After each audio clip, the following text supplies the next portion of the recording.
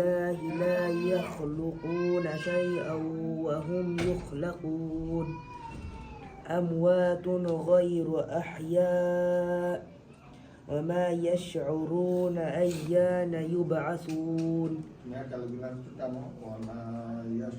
وما يشعرون أيان يبعثون إلهكم إله واحد فالذين لا يؤمنون بالآخرة قلوبهم منكرة وهم مستكبرون لا جرم أن الله يعلم ما يسرون وما يعلنون إنه لا يحب المستكبرين وإذا قيل لهم ماذا أنزل ربكم قالوا أساطير الأولين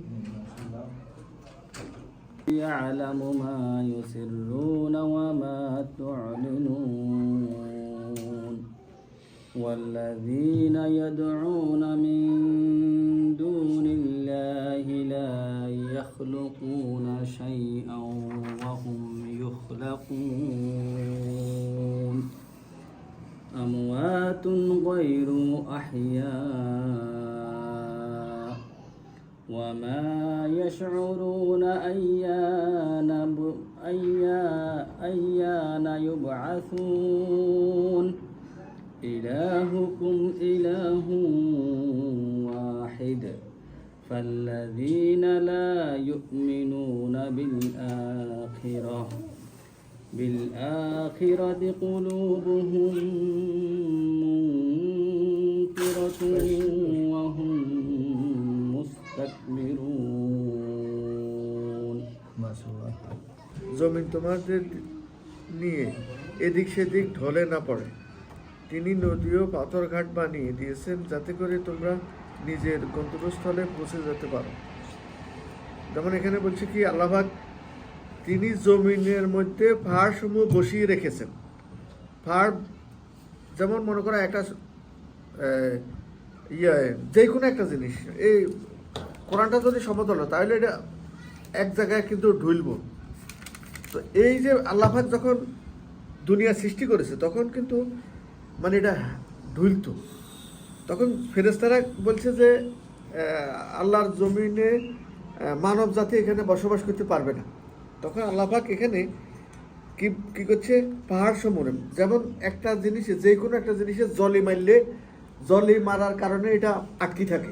যেমন একটা টেবিল হতো, জলি না মারলে এটা ঢুলবো বা পড়ে যেতে করবো।